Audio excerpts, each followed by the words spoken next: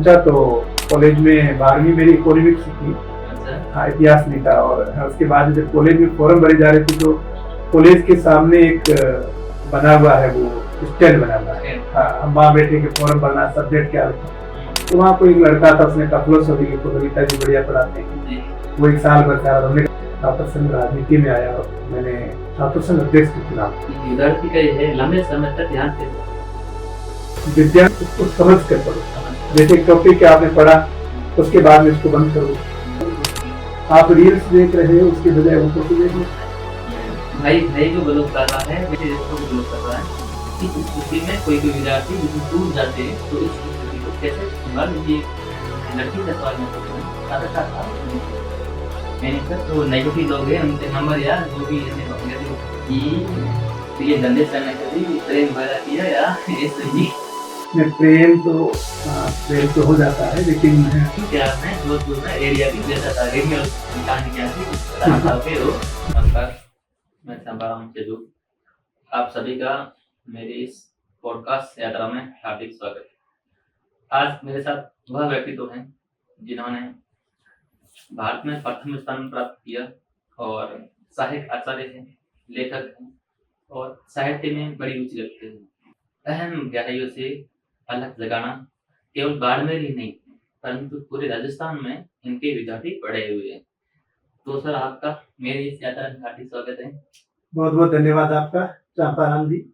आपके इस पॉडकास्ट यात्रा को जो आपने शुरू किया है, मैंने आपका पहला जो एपिसोड देखा है, बहुत ही अच्छा है और मेरी तरफ से आपको बहुत बहुत शुभकामनाएं। और एक मैं और बता रहा हूँ कि आप में जो जीवंतता है, आपको ये जीवंतता बहुत आगे तक ले गई।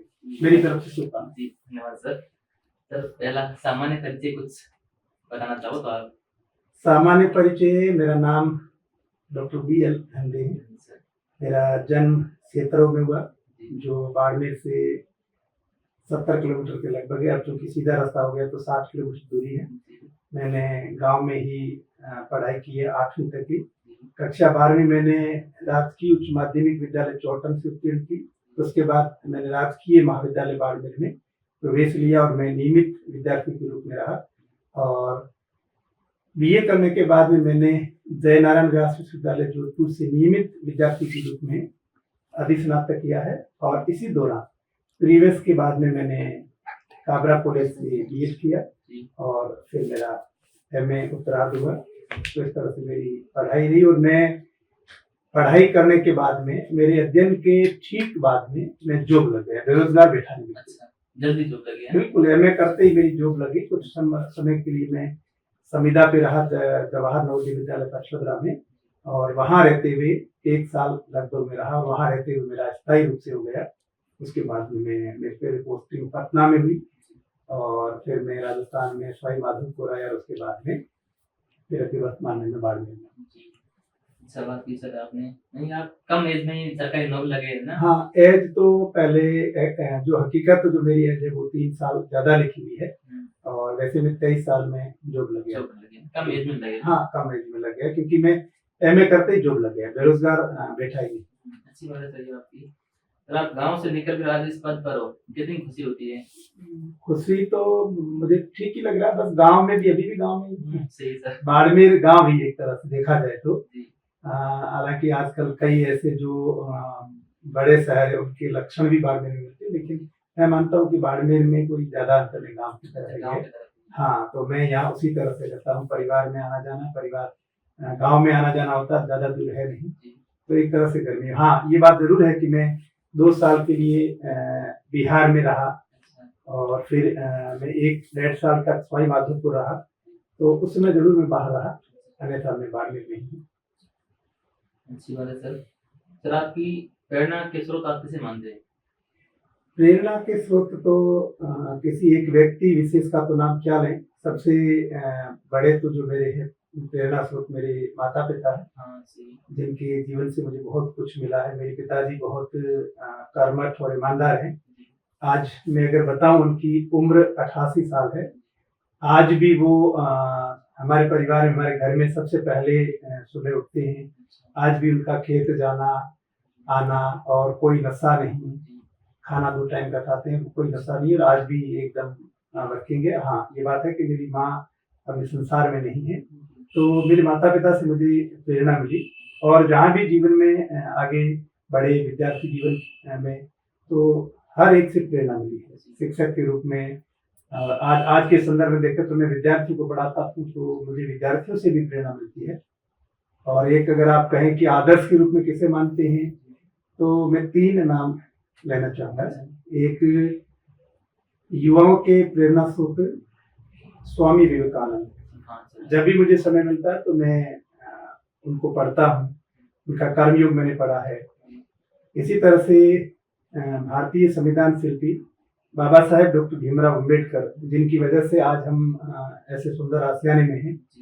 मैं जब भी समय मिलता तो बाबा साहब को पढ़ता हूँ। बाबा साहब पे मैंने एक संगोष्ठी भी करवाई है राष्ट्रीय स्तर की।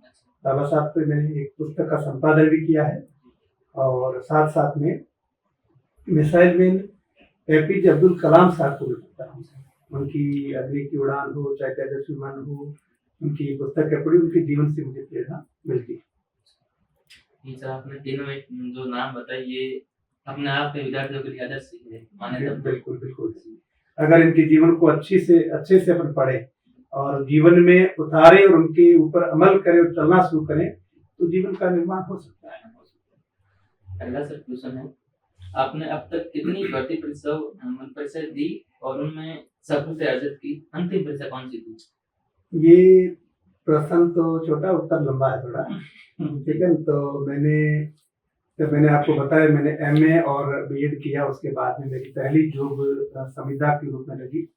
जवाहर नवोदय विद्यालय पटपदरा में मैं एज ए पीजीटी लगा। इंटरव्यू हुआ था, मुझे याद आ रहा है, अभी 30 इन्होंने दिया था, उसमें एक पोस्ट थी, तो मेरा चयन हो गया था, क्योंकि मैं एमए फर्स्ट क्लास था।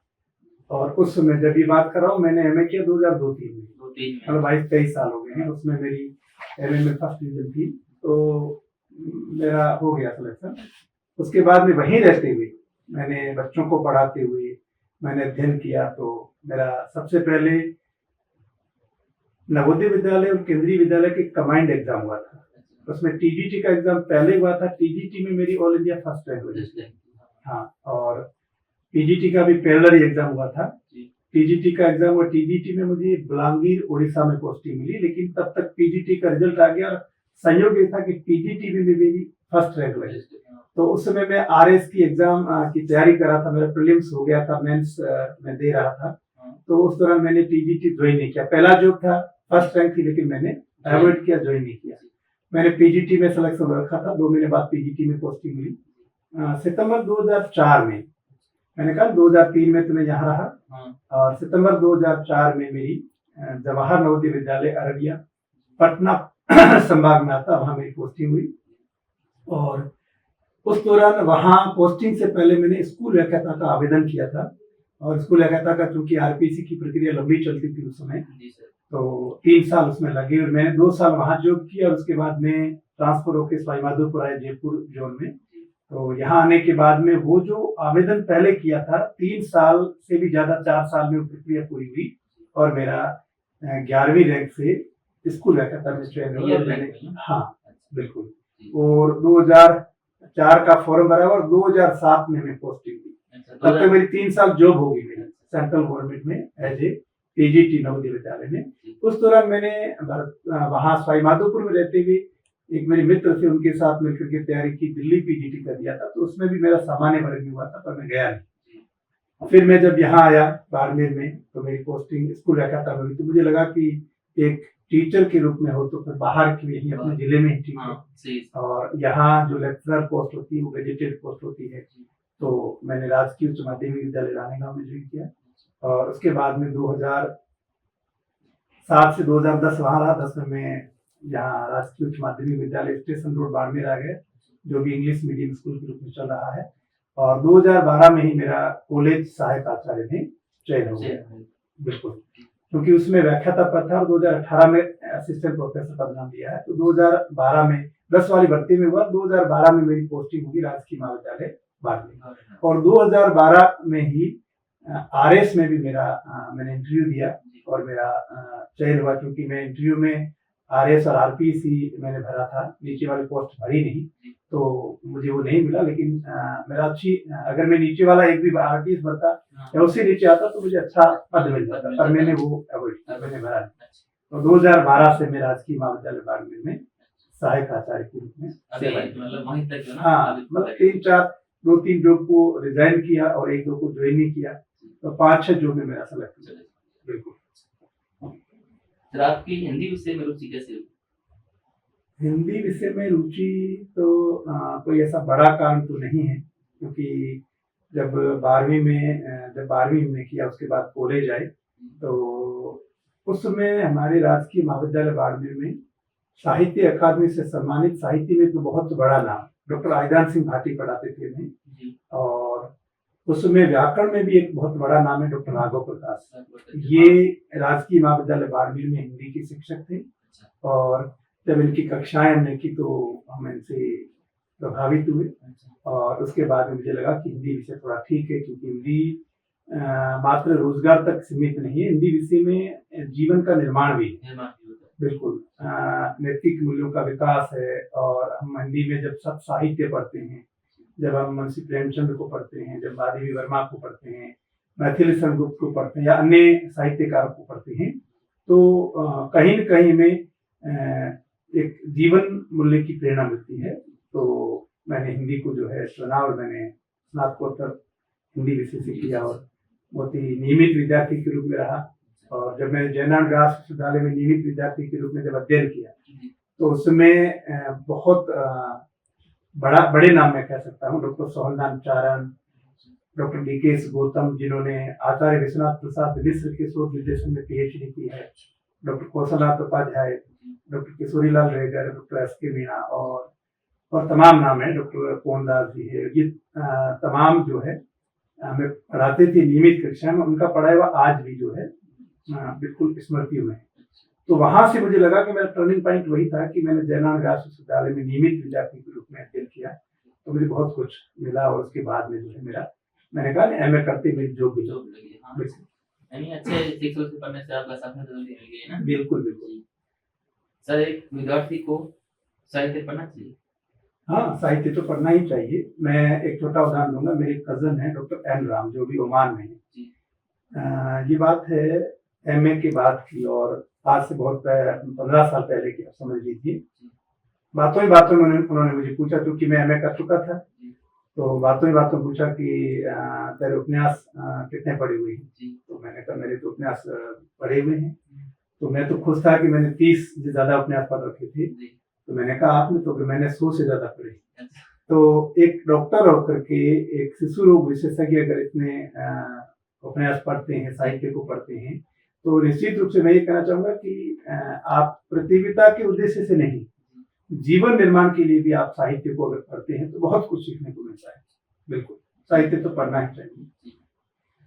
सर इसमें क्वेश्चन है, सर आपका कोचिंग संस्थान यानी आप उसमें पढ़ाते हो? हाँ, कोचिंग संस्थान तो मेरा नहीं है, और ना मैं कोचिंग संस्थान से नहीं, उसमें आप पढ़ाते हो, उसका मुख्य उद्देश्य क्या है? मैं कॉलेज में पढ़ाता हूँ। हाँ, मार्गदर्शन के रूप में मैं प्रज्ञातासी पे जरूर मार्गदर्शन करता हूँ, और मैं महाविद्यालय के नियमित विद्यार्थियों को नियमित रूप से जो कक्षाएं लेता हूँ।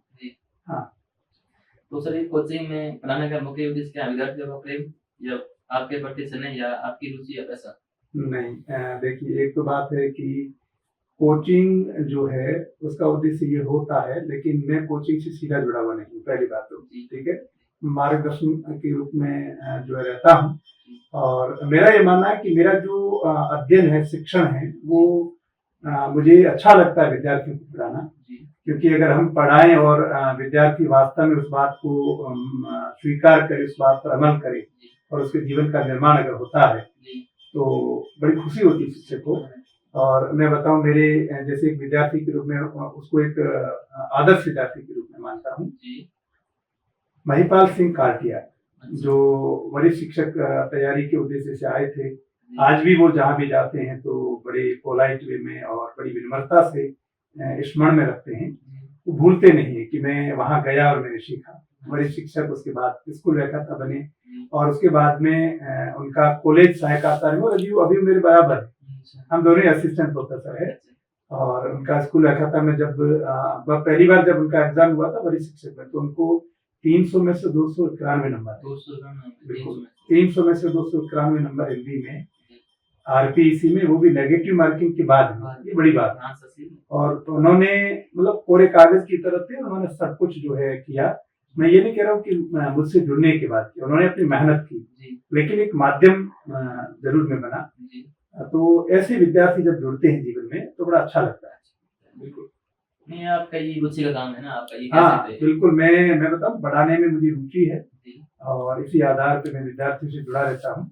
और ये कि मैं कई लोग जैसे इस तरह का ऐड करते हैं वो थोड़ा कम मेरा विश्वास है, मैं काम में विश्वास करता हूँ।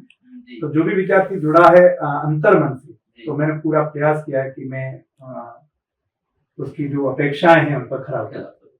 यानी सर आप दिखावा से बाहर है और रियल बहुत लाइफ कम। मैं तो बचना चाहता था आपके पॉडकास्ट से, लेकिन आपने पकड़ लिया। जी सर।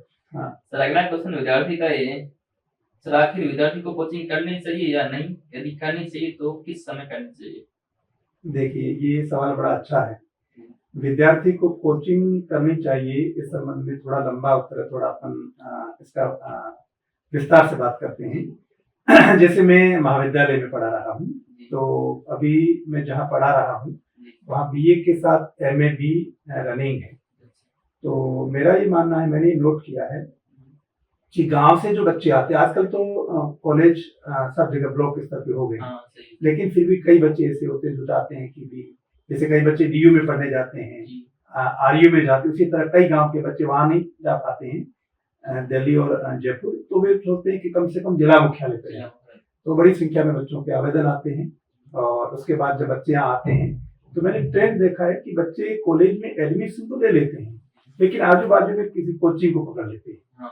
जैसे 12वीं पास करके आए बच्चे कई बच्चे ऐसे वास्तव में टैलेंट होते हैं, लेकिन कॉलेज की सीढ़ियों तक पहुंचते नहीं है। आवेदन करते हैं, सीढ़ियों तक पहुंचते, लेकिन बाद में कॉलेज में कक्षाओं में वो नहीं बैठती। तो कॉलेज में जो कक्षाएं होती है उससे ज्यादा बेहतर मेरे हिसाब से को करिकुलम एक्टिविटीज का होता है। कहता है नो नॉलेज विदाउट कॉलेज। अगर आप कॉलेज में आए, आपने बाहर की गतिविधियां क्या है, बच्चों से आपका संवाद हो, कॉलेज में कई तरह की प्रतियोगिताएं होती है, जैसे डिबेट में भाग ले या अन्य जो को करिकुलम एक्टिविटीज होती है उनमें भाग ले, तो उससे बहुत कुछ सीखने को मिलता है। जैसे अभी यूथ पार्लियामेंट हुई थी, इस तरह की कई गतिविधियां होती है। तो खाली कक्षा में बैठ के दिन करना ही मैं नहीं मानता हूँ कि उसी से ही बहुत कुछ हो जाएगा। वो ठीक है, लेकिन बाहर की गतिविधियां महत्वपूर्ण। पर बाड़मेर का जो ट्रेंड है कि बच्चे 12वीं के बाद यहाँ आते हैं, एडमिशन ले लेते हैं, उनके परसेंटेज अच्छे, एडमिशन हो जाता है, उसके बाद में बच्चे आसपास में कोई मैराथन बैच, कोई कैसा बैच, इस तरह की कोचिंग खुली हुई है। और बच्चे मैं निश्चित रूप से कहता हूँ कि बड़ी संख्या में बच्चे वहाँ कोचिंग में रहते हैं, 4-4, 6-6 घंटे पढ़ते हैं। मेरा ये मानना है कि उन बच्चों को अकादमिक स्तर की पढ़ाई कॉलेज में करनी चाहिए। कॉलेज में एकदम टैलेंटेड आरपीसी से सेलेक्टेड प्रोफेसर हैं, वे पढ़ा रहे हैं, मनोयोग से पढ़ा रहे हैं, मैं मेरा नहीं कह रहा हूँ, सभी पढ़ा रहे हैं। और उन कक्षाओं को अगर वो बच्चे करते हैं, हाँ ये बात है कि कॉलेज में कई तरह की गतिविधियां होती है, वो रेगुलरिटी कभी नहीं रहती है, कभी लगातार 1-2 दिन प्रोग्राम हो गए, तो वहां भी बच्चों का सोचना होता है कि वहाँ नियमित नहीं है। लेकिन कोचिंग में जो पढ़ाया जाता है 12वीं के बाद में मैराथन के नाम से या किसी तरह से, उनसे कई गुना बेहतर कॉलेज की कक्षाएं होती है।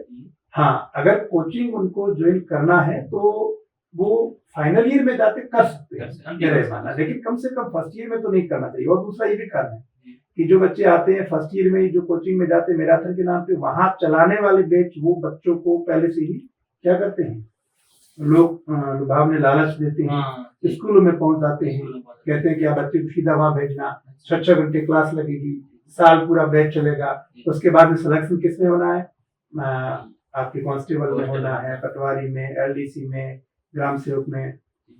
तो आपकी सोच वहीं रह गई, बच्चा 95 था लेकिन आपने उसको वहां मैराथन में डाल दिया, फिर बच्चा एकेडमिक लेवल पे कुछ कर ही नहीं पाया। मेरा ये मानना है कि मुझे ये ठीक नहीं लग रहा है। कम से कम एकेडमिक लेवल पे वो होना चाहिए, उसके बाद में आपका एक बैच तैयार हो जाता है, और बैच तैयार होने के बाद में आप कोचिंग करें तो बड़ा आनंद लगता है। आपको पता ही नहीं ना, आप ऐसे ही बैठे हैं कोचिंग में, पढ़ाने वाला क्या पढ़ा रहा है क्योंकि आपको कुछ पता नहीं है, हाँ एकेडमिक आपका लेवल नहीं है, एक स्तर होने के बाद में कोचिंग करो तो ज्यादा ठीक मुझे है। लगता है। बिल्कुल मेरा ये मानना यानी कोचिंग विद्यार्थी को अपनी कॉलेज पूरी होने के बाद ही है। करनी चाहिए। बिल्कुल कॉलेज पूरी होने के बाद करनी चाहिए या फाइनल ईयर में जाते जाते वो जुड़ सकता है। बिल्कुल। अगला सर विद्यार्थी का ही, और अभी ये ट्रेंडिंग में चलता है कि टेस्ट सीरीज है, उसमें टेस्ट सीरीज दे या एमसीक्यू करे या पीवाईक्यू करे, इन तीनों में बेहतर कौन सा है? देखिए टेस्ट सीरीज होती है कि आप, कि मैं पहले आपको ये बता दूं कि प्रतियोगिता परीक्षा की जो तैयारी की जाती है उसका चरण क्या है, मेरा मानना है मैं 3 चरण मानता हूँ। कॉम्पिटिशन एग्जाम कोई भी हो, चाहे वो टीचर का हो, चाहे सिविल सेवा का हो, चाहे आप एसआई बनो या और कोई किसी क्षेत्र में जाओ, आप अपना टारगेट बना लेते हैं। टारगेट बनाने के बाद में आप जिस स्ट्रीम की तैयारी कर रहे, जिस पद की तैयारी कर रहे हैं, उसका पाठ्यक्रम देखें, बहुत जरूरी है। कई बच्चे एग्जाम तक पहुंच जाते हैं, एग्जाम दे के आते हैं, उनको पाठ्यक्रम का पता नहीं, तो ये ठीक नहीं है। तो पाठ्यक्रम देखें। हाँ, सीरीज की तैयारी करने वाले पाठ्यक्रम देखते हैं, लेकिन मैं ये फिर भी कहना चाहूंगा कि पाठ्यक्रम को बहुत ध्यान मनोयोग से देखें। मतलब आपके माइंड में होना चाहिए कि कौन सा टॉपिक मेरे इस एग्जाम में है, कौन सा नहीं है। पाठ्यक्रम देखने के बाद में आप क्या करना चाहिए, विद्यार्थी को प्रामाणिक पाठ्य सामग्री का चयन करना चाहिए। अगर प्रामाणिक पाठ्य सामग्री का चयन बच्चा नहीं कर पाता, मैं अब यहाँ बता रहा हूँ, मैराथन बैच वाले अकादमिक स्तर की पढ़ाई करने वाला मंत्र क्या है, जिसने कॉलेज में नियमित अध्ययन किया है वो लगभग उसको पता चल जाता है कि प्रामाणिक पाठ्य पुस्तकें कौन सी है, और मैराथन वाले को कुछ पता नहीं होता, उसकी प्रामाणिक कोई गाइड है। तो प्रामाणिक पाठ्य सामग्री का चयन करना चाहिए। और ऐसी स्थिति में अगर बच्चा कुछ तय नहीं कर पा रहा तो किसी विषय विशेषज्ञ से सलाह ले सकता है। जैसे इतिहास की कोई है तो इतिहास वालों से मिले, हिंदी का कोई है तो मुझसे मिले, और मेरे जैसे और भी कई शिक्षक हिंदी पढ़ा रहे हैं तो उनसे मिले। तो पाठ्यक्रम के आधार पर प्रामाणिक पाठ्य सामग्री का चयन करके एकांत में अपना अध्ययन करे, और उसे लगे कि मुझे वास्तव में कुछ माहौल में ढलना है तो वो कोचिंग में भी जा सकता है। क्योंकि मेरा व्यक्तिगत तो मैंने कहीं कोचिंग की नहीं, ठीक है ना, तो वहाँ कोचिंग में तब ज्वाइन कर सकते हैं। उसके बाद में जब आपने सब कुछ अपना कर लिया है, उसके बाद में आता है जो आपने मुझे पूछा है, उसमें 3 बिंदु है, विकल्प है। पहला टेस्ट सीरीज, बिल्कुल टेस्ट सीरीज ज्वाइन करनी चाहिए। टेस्ट सीरीज से पहले मैं बता रहा हूँ कि आपको पाठ्यक्रम करने के बाद में आपने एक बार तो पाठ्यक्रम कर लिया, लेकिन उसका रिवीजन कीजिए। अगर आप रिवीजन नहीं कर रहे हैं तो आपने जो पढ़ा वो कोई औचित्य नहीं है। आपने पढ़ा है, मैं मानता हूँ कि 30-35% तक आप कवर करेंगे। अगर आप रिवीजन करते हैं तो आप समझो कि 60 से 70 तक कर सकते हैं। ठीक है, रिवीजन भी कैसे, मैंने जैसे आज जो भी पढ़ा है, कई बच्चे ऐसे होते हैं घंटे घंटे पढ़ते हैं कि मैंने इतने घंटे अध्ययन किया, कई कहते हैं कि मैंने इतने पृष्ठ पढ़े, वो ठीक नहीं है। आपको जितना लगे कि मैं इतना कर पाता हूँ, समझ रहा हूँ, समझ आधारित अध्ययन करना है, वो आपने किया। दिन में जो भी पढ़ा है उसका आपको रिवीजन करना है, और उसके बाद में एक समय के बाद उसका एक वीकली रिवीजन करें, मंथली रिवीजन करें।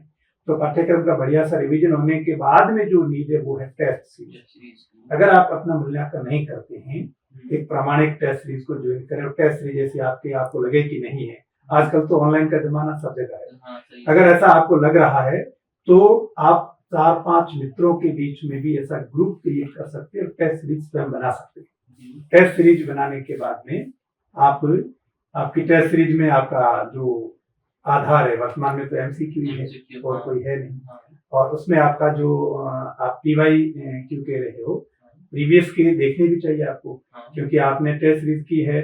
उसके साथ साथ मेरा ये मानना है कि जैसे मैं एग्जांपल दे रहा हूँ, जैसे आप स्कूल व्याख्याता की तैयारी कर रहे हैं या कॉलेज सहायक आचार्य कर रहे हैं, तो स्कूल व्याख्याता की तैयारी कर रहे हैं तो आप कम से कम पिछले 3 से 4 प्रश्न पत्र आरपीसी की साइट से निकालें, डाउनलोड करें, उनको बहुत ध्यान से देखें। गाइड में पेपर मिलेंगे, उसको खाली ऐसे पढ़ना नहीं है, उसको समझना है कि 2018 में कैसे प्रश्न पूछे गए, 20 में कैसे पूछे गए, 22 में कैसे पूछे गए, 24 में कैसे पूछे गए हैं। हर बार आप देखना, हर बार प्रश्नों में बदलाव आ रहा है। और आज के इस दौर में बेरोजगारी का युग है, बेरोजगारी कैसी है, एक अनार 100 बीमार वाली स्थितियां बनी हुई है। ऐसे में परीक्षा का स्तर जो है बड़ा टफ होता जा रहा है। अभी आपने देखा होगा राजनीति विज्ञान में 225 के लगभग पद थे और 6 बच्चे ही क्वालिफाई हो गए, तो वो बहुत ज्यादा टफ है। ऐसा ज्यादा भी पेपर नहीं होना चाहिए टफ। हाँ। और उसमें कई बच्चे जीआरए भी थी, कई बच्चे टॉपर भी थी, उनका भी नहीं हुआ। ऐसा तो हो नहीं सकता जो बच्चे नहीं कर पाएंगे। तो ये भी उद्देश्य नहीं होना चाहिए कि किसी भी हालत में बच्चे को लेना नहीं, ये भी उद्देश्य नहीं होना चाहिए। पेपर एक स्टैंडर्ड होना चाहिए, और स्टैंडर्ड पेपर का सामना कौन कर पाएगा? जिसने पाठ्यक्रम के आधार पर प्रामाणिक पाठ्य सामग्री को पढ़ा है, यानी मौलिक पुस्तक जो आपकी पाठ्य पुस्तक है उनको पढ़ा है, उसके बाद में रिवीजन किया है, उसके बाद में टेस्ट सीरीज ज्वाइन की है, और टेस्ट सीरीज का आधार तो एमसीक्यू ही है, और उसमें आपका पीवाई जो वो आपका प्रीवियस का जो प्रश्न पत्र उसको देखना ही है, उससे आपको आइडिया मिलेगा। मैं जैसे हिंदी पढ़ाता हूँ तो 2020, 22, 24 में प्रश्नों के पैटर्न में बड़ा अंतर है। पहली बार जब 20 में सवाल पूछे गए थे जिसमें शब्दों को बदला था, जैसे मैं एक एग्जांपल देता हूँ, जैसे छायावाद की परिभाषा डॉक्टर नगेंद्र ने कहा छायावाद क्या है? स्थूल की प्रति सूक्ष्म का विद्रोह। और उस बार 4 कथन है, इसमें एक था डॉक्टर नगेंद्र के अनुसार छायावाद सूक्ष्म की प्रति स्थूल का विद्रोह। तो बच्चे पकड़ नहीं पाए क्योंकि ऐसा अभ्यास था नहीं उनका। और जब परीक्षा देने के बाद आए तो मैंने वो की बनाई जारी की, तो उसमें बच्चों ने कहा फोन किया आपने वो कैसे गलत बना, आपने खुद ने लिखाया। मैंने कहा मैंने क्या लिखाया? तो क्या आपने बताया था खुद ने? तो वो बताया था छायावाद स्थूल की प्रति सूक्ष्म का विद्रोह। परीक्षा में आया था सूक्ष्म की प्रति स्थूल का विद्रोह, उल्टा हो गया, मतलब वो एकदम उल्टा हो गया। तो वो अभ्यास नहीं था दोबारा। तो अब अगली बार ऐसा कोई भी सवाल है बच्चों ने नहीं छोड़ा। तो परीक्षा में जो प्रश्न जो कठिन आ रहे हैं उसको समझने की आवश्यकता है। अभी प्रश्न कैसे आ रहे? लंबे लंबे आ रहे, 3-3 वाक्य वाले है, उनमें कुछ भी नहीं। अगर आप समझ बनाते हैं, मौलिक किताबें आपने पढ़ी है, तो आप आराम से उनका उत्तर दे सकते हैं। बिल्कुल ये सर आपका अच्छा विकल्प है। नहीं टेस्ट भी करनी चाहिए, एमसीक्यू भी रहना चाहिए, और बिल्कुल, भी करना चाहिए, तीनों। विद्यार्थी को हिंदी विषय के। और मैं एक और कहना चाहूंगा कि भाषा का अगर आप सहायक आचार्य या व्याख्याता बने तो कम से कम एक भाषा कौशल का छोटा टेस्ट होना चाहिए। खाली एमसीक्यू से काम नहीं। पर कई बच्चे ऐसे होते हैं टॉपर है, आकर के बोलते हैं, जब मिलते हैं तो कहते हैं कि सुक्कल। अब उनको उच्चारण उनका क्लियर नहीं है क्योंकि भाषा कौशल है ही नहीं। आप खाली एमसीक्यू में बोले बने और वहाँ टॉप कर रहे हैं। तो भाषा वालों के लिए कम से कम एक होना चाहिए। तो इसी से जुड़ा हुआ एक मैं क्वेश्चन पूछना हूँ उससे पहले। ये अभी 12वीं की और 10वीं के परिणाम जारी हुए, इनमें से 99% बच्चों के बने हुए, पर ये केवल लटामार पद्धति के बने हुए, पर उनका जो मौलिक है या उनका जो संस्कार है ये ऑफलाइन कोचिंग में जाने से या मतलब कॉलेज में आते ना तब उनका ये अच्छा नहीं लगता है, केवल प्रसिद्ध अच्छे बनते हैं। प्रसिद्ध ये क्या कारण? हाँ, बच्चे देखिए को स्कूल में जो इस तरह के प्रश्न बनते हैं तो उनको पूरा रटाया जाता है, ये बात तो है। तो स्कूल में क्या होता है, मैंने देखा, मैं बताऊं, कई स्कूल ऐसी जिनके नाम बड़े हैं, और वहाँ क्या होता है, एकमात्र कक्षाएं होती है। मैं बताता हूँ, स्कूल में भी अगर को करिकुलम एक्टिविटीज नहीं है तो निश्चित रूप से वो रटा मार से रट के कैसे भी करके वो बच्चे आगे जाकर काम की भले ही आपके पास 5000 बच्चे, उनमें 50 बच्चों का हो गया, आपने नाम दे दिया, अखबार में सबका विज्ञापन दे दिया, गांव वाले और आ गए, लेकिन मीनिंगलेस है। मैंने मेरे बच्चे का किया है, मुझे पता है को करिकुलम एक्टिविटी जो होनी ही चाहिए, बहुत मस्त है। और ये बात जरूर है कि कई बच्चे ऐसे हैं तो 95 कोर्स वाले भी है, जब कॉलेज में आते हैं तो कॉलेज में वो जो प्रेजेंट करना चाहिए वो नहीं कर पाते, बिल्कुल नहीं कर पाते हैं, क्योंकि स्कूल का माहौल एक अलग होता है और कॉलेज का एकदम अलग होता है। और कई बच्चे ऐसे होते हैं जो एवरेज होते हैं, वो अच्छा करते हैं, उनकी अभिव्यक्ति अच्छी होती है, आगे अच्छा करते हैं, परसेंटेज कोई मायने नहीं रखता। मैं मेरा बताऊं, मैं 10th पास आउट। अच्छा, हाँ, परसेंटेज तो क्या पता, पास आउट के लिए। हाँ, पास आउट। फिर 12th में थोड़ा ठीक हुआ और उसके बाद में मेरे बीए में थोड़ा और ठीक हुआ, और एमए मैंने किया तो एमए में बताऊं फाइनल ईयर में यूनिवर्सिटी टॉप था। अच्छा, बिल्कुल। लेकिन प्रीवियस में मेरे कुछ कम थे, एक ट्रेजेडी हुई थी, मेरे बड़े भाई साहब का जाना हुआ, तो ऐसी स्थिति में प्रीवियस में कुछ कम थे तो मैं सेकंड टॉपर रहा। तो ग्राफ यूं गया, तो उस समय तो पास आउट ठीक, हम तो होते ठीक है। 90 वाला भी मुझे लग रहा है कि अगर रट के रट्टा मार के आया तो वो ठीक नहीं। नहीं, आप यदि कम परसेंट भी है तो भी आप कुछ नया कर सकते हो, कुछ अच्छा प्राप्त कर सकते हो। हाँ, बिल्कुल कर सकते। मैं तो पास आउट हूँ, मैंने टॉप किया। मैं बताऊं, टीजीटी का ऑल इंडिया एग्जाम टॉप किया, पीजीटी का टॉप किया। मैं मेरा मतलब ये कह रहा हूँ कि पढ़ने वाला बच्चा कर सकता है। मुझे वो माहौल मिला, विश्वविद्यालय का माहौल मिला, और उसके बाद में वहाँ जब मैंने स्कूल में पढ़ाया तो मुझे लगा कि कर सकते हैं। तो कोई भी विद्यार्थी है, अगर आपका अतीत कैसा भी रहा है, लेकिन अभी आप अगर संभल जाते हैं तो आप अच्छा कर सकते हैं, नो डाउट। सर आपकी बढ़िया जी। अगला सर क्वेश्चन है, आप विद्यार्थियों को हिंदी विषय के ऑफलाइन एवं ऑनलाइन बैच में सीमित नोट्स लिखाते हैं, उसमें से भी 90% के सवाल आपकी परीक्षा में आ जाते हैं। देखिए बैच नहीं सर, पहले ये भी कहा है, क्वेश्चन भी है। हाँ। पर आखिर ये विधि आपने कैसे अपनाई सर? कम लिखाना हाँ, अधिक है। मैं ये बात आप कह सकते हैं कि शॉर्ट नोट्स में भी आपके जो है क्वेश्चन आरपीएससी के एग्जाम में, यूजीसी में पुट अप होते हैं। हाँ। तो मैं बताता हूँ पढ़ने का तरीका, आपको बता दूं। सर, मेरा जो पढ़ने का तरीका, मैंने जैसे कॉलेज में मैं बताऊं, 14 अप्रैल 2010 में एग्जाम डेट आई थी आरपीएससी। मैंने पहले फॉर्म भर रखा था, डेट आई हुई थी नहीं, तो ठीक हिंदी बेसिक था। उसमें मेरे मित्र ने कहा कि परीक्षा की तिथि आ गई है और 12 मई को एग्जाम है। तो मेरे पास समय कम था, मतलब आप समझो कि 28 दिन थे। तो मैं एक रूम में बंद हो गया, मैंने छुट्टी ले ली। तो पढ़ने का तरीका है वो ये कि आप बेसिक किताबें लो। जैसे मैं हिंदी की बात करूं तो साहित्य इतिहास की दृष्टि से अगर बात करें तो मैंने साहित्य इतिहास का जो भी, उसमें चूंकि हमारे वो पार्ट था हिंदी की बात, उसमें एक पेपर सब्जेक्ट ही होता था, 10 यूनिट होती थी। तो मैं एग्जाम्पल दे रहा हूँ जो भी कंपटीशन की तैयारी करे उसके लिए, कि जैसे मैंने साहित्य इतिहास तैयार किया तो साहित्य इतिहास में ऑथेंटिक किताबें कौन सी है, बहुत सी किताबें, लेकिन 4-5 नाम है हिंदी साहित्य में। जैसे आचार्य रामचंद्र शुक्ल, उनका इतिहास है। डॉक्टर राम कुमार वर्मा है, डॉक्टर बच्चन सिंह है, इनका इतिहास है। डॉक्टर नगेंद्र द्वारा संपादित इतिहास है, डॉक्टर धीरेन्द्र वर्मा द्वारा संपादित हिंदी साहित्य कोश है। इन 4-5 जो बेसिक है, डॉक्टर गणपति चंद्र गुप्त है, बेसिक जो इतिहास है, इनको मैंने कलेक्ट किया। और उसके बाद में मैंने आपको पहले ही बताया कि मेरी स्ट्रेटेजी है वो ये है कि मैं पाठ्यक्रम को देख लेता हूँ, पाठ्यक्रम के आधार पर यूनिट वार में, टॉपिक वार तैयार करना शुरू किया। जैसे इतिहास की बात करूँ तो मैंने जैसे हमारे आदिकाल में, जैसे शुरुआत में सिद्ध साहित्य हिंदी साहित्य परंपरा की बात करें, हिंदी साहित्य इतिहास परंपरा की बात करें, और उसके बाद में सिद्ध साहित्य आता, तो वहां जब साहित्य पढ़ना शुरू करते तो शुक्ल जी के इतिहास में जो 4-5 पेज दिए गए हैं, 3-4 पेज में, ज्यादा नहीं है, शुक्ल जी के इतिहास में जो सिद्ध साहित्य में मुख्य बात दी गई है, उनको मैं क्या करता हूँ, लिख देता हूँ डायरी में। मतलब मैं कह रहा हूँ कि विद्यार्थी को लिख लेना चाहिए। उसके बाद में शुक्ल जी का इतिहास आपने देख लिया, उसमें जो कुछ था आपने डायरी में ले लिया। उसके बाद में आप डॉक्टर राम कुमार वर्मा के इतिहास पे आइए।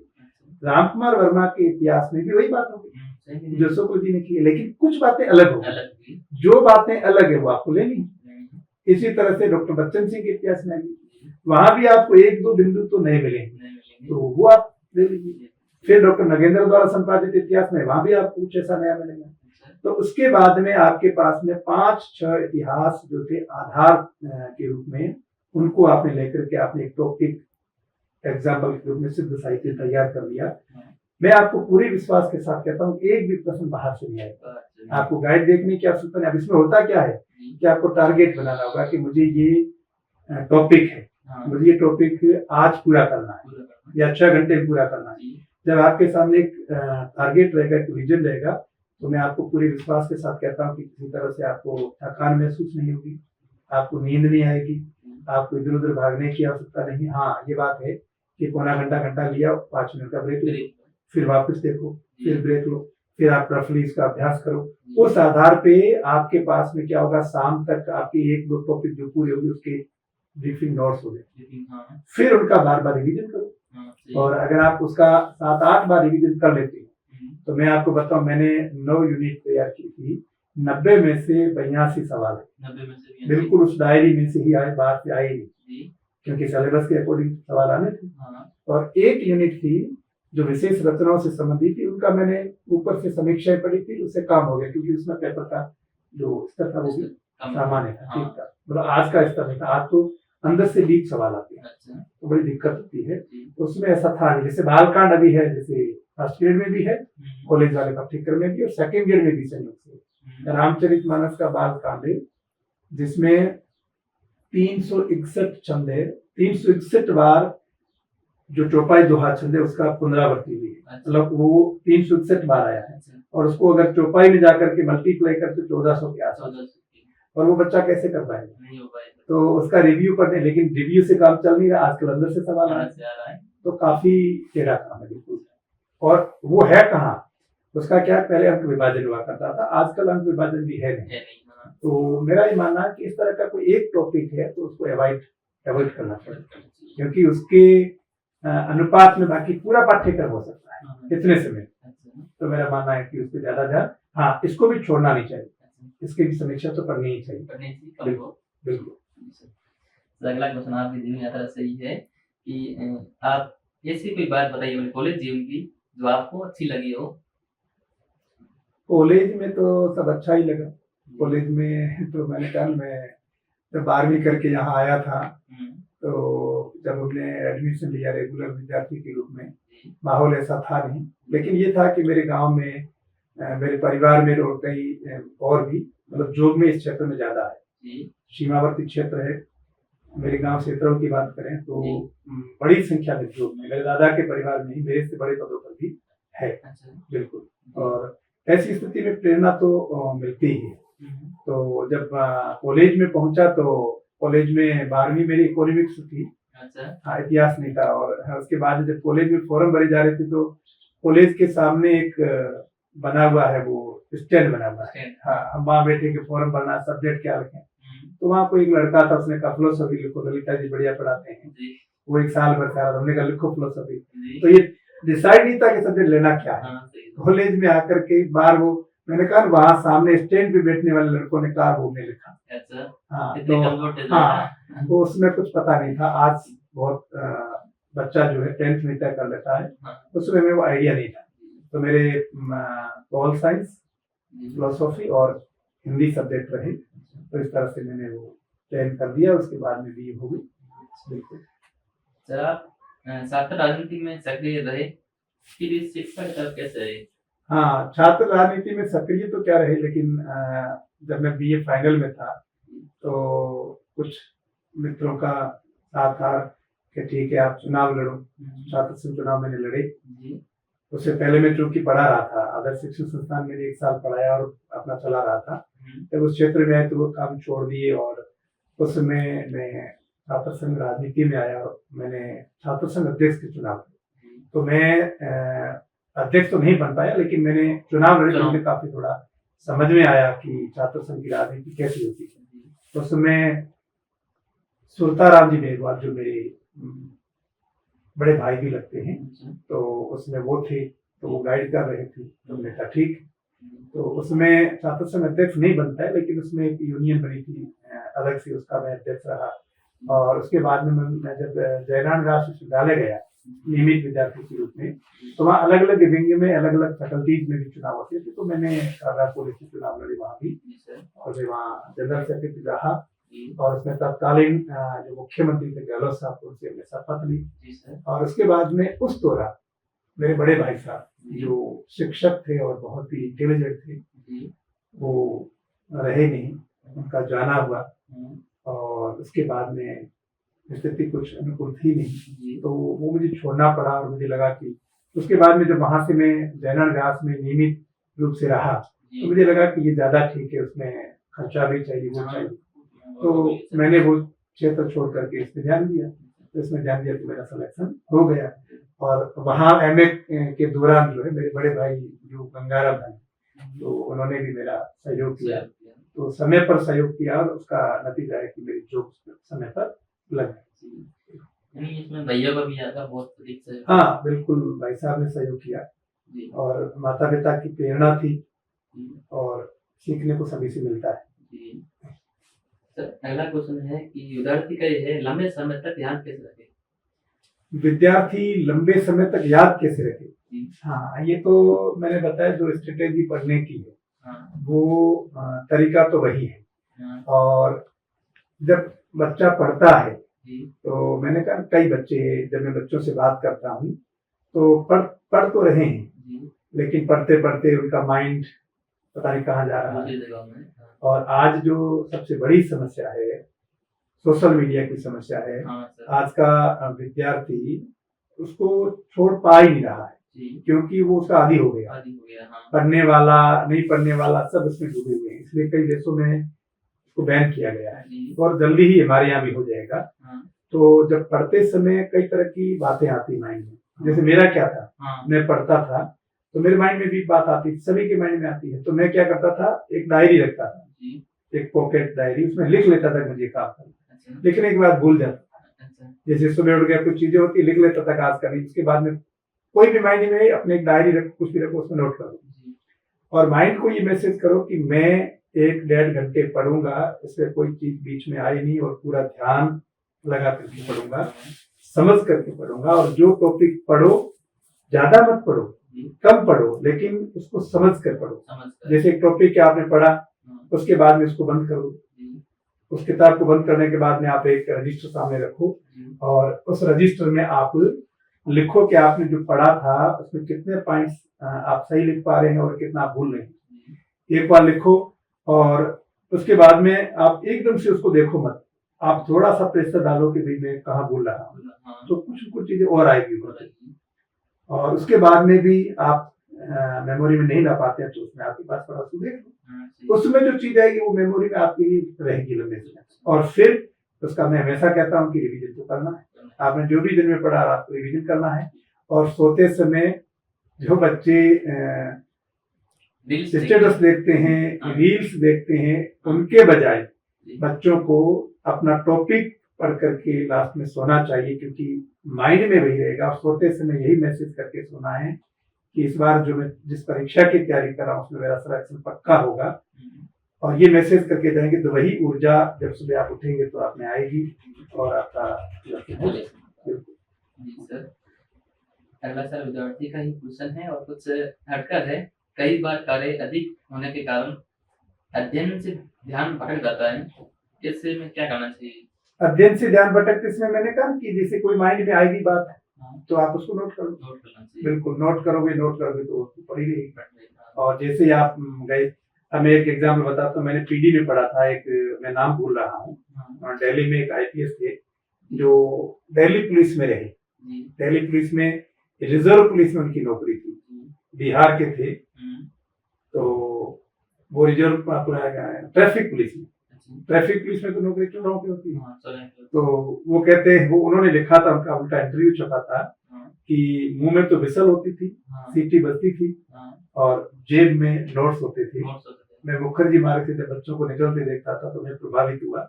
और बीए के बाद मैंने भी वो देखा, एक बच्चे के नोट्स लिए साल भर तो नोट्स नहीं पढ़े, धीरे धीरे करके माइंड में वही चलता था।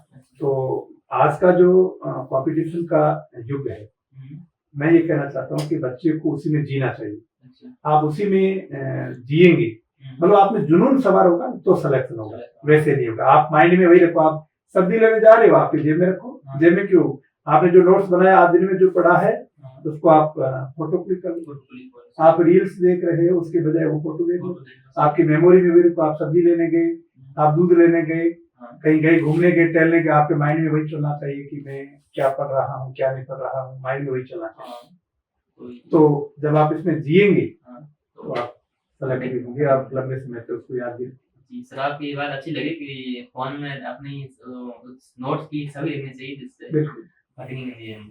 बिल्कुल। अगला सर है संगति का असर दोस्ती में, भाई बहनों में या परिवार में या रिश्तेदारों में या गांव गली में क्या फर्क पड़ता है?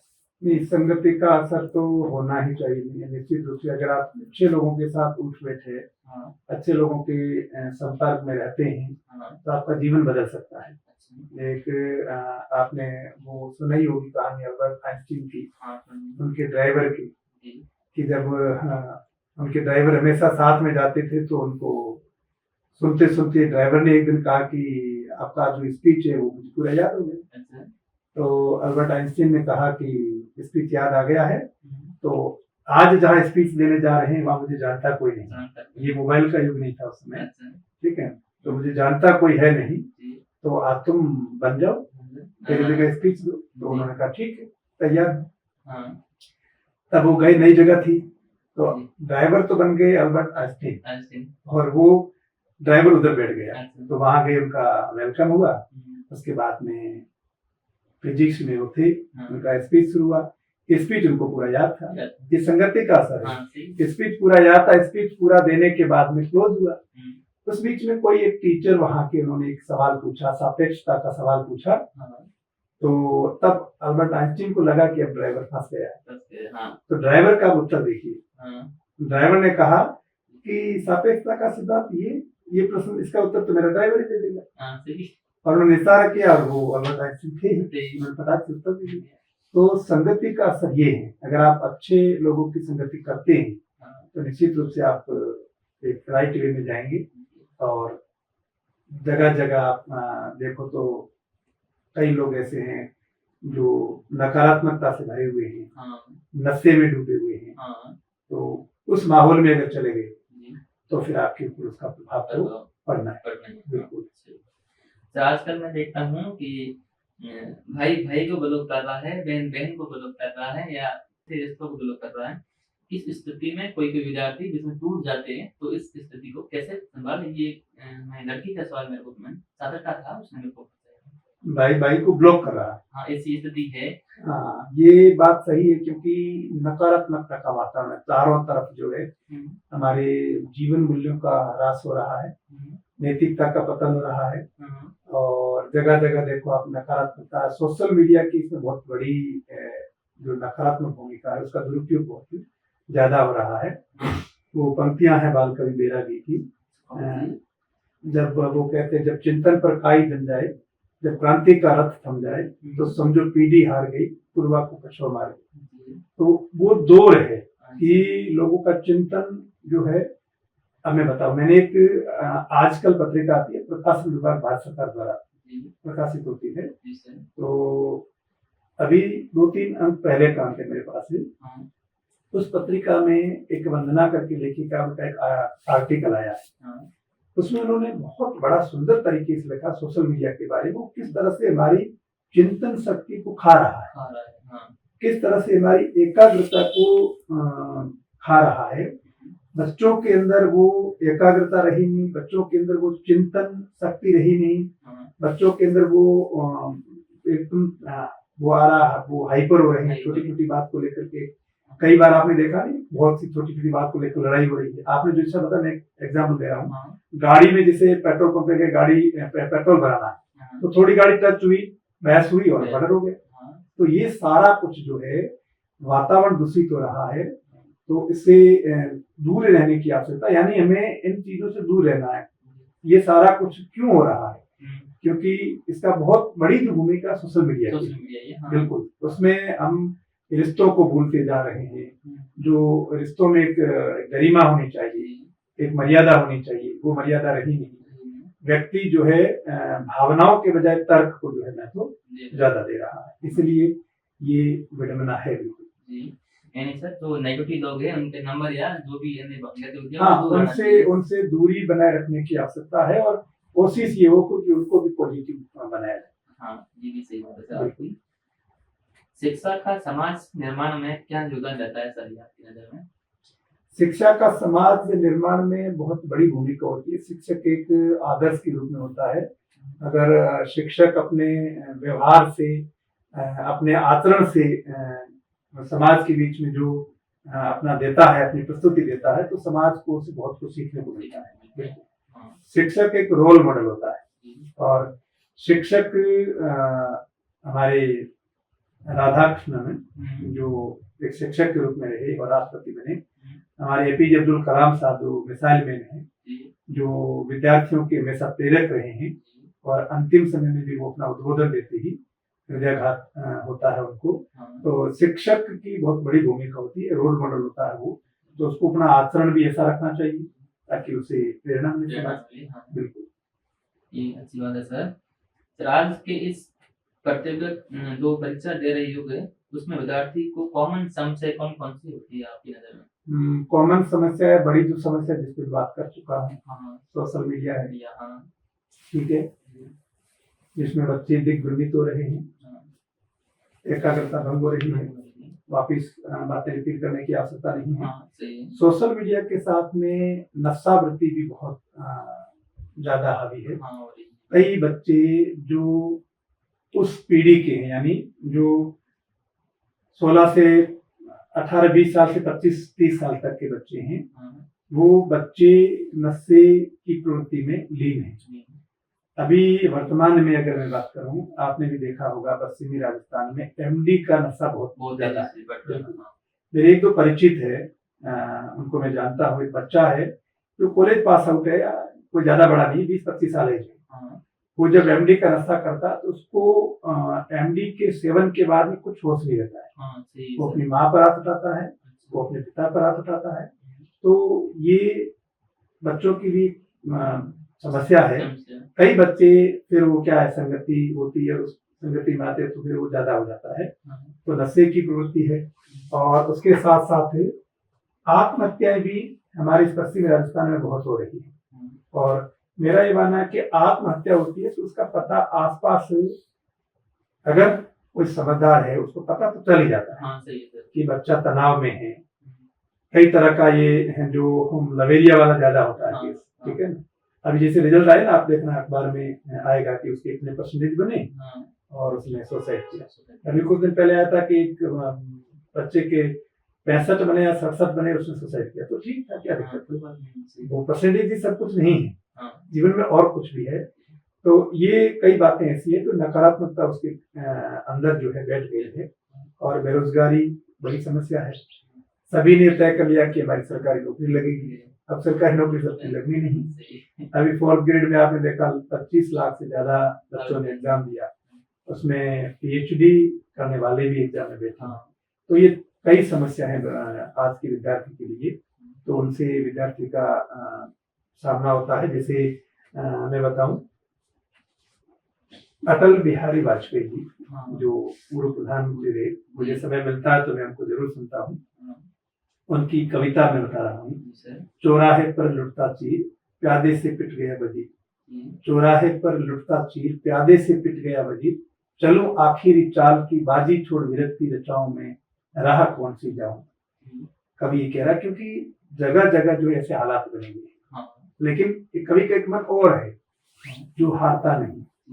और उसमें कवि कहता है, हार नहीं मानूंगा मैं, रार नहीं ठानूंगा मैं, हार नहीं मानूंगा मैं, रार नहीं ठानूंगा मैं, काल के कपाल पर लिखता हूँ मिटाता हूँ, गीत नया में गाता हूँ, गीत नया में गाता हूँ। तो विद्यार्थी इन समस्याओं से जूझता तो है ही, उसको तमाम तरह की समस्याएं आती है। जैसा मुक्तिबोध कहते हैं, मुझे कदम कदम पर चौराहे मिलते हैं बाहें फैलाए।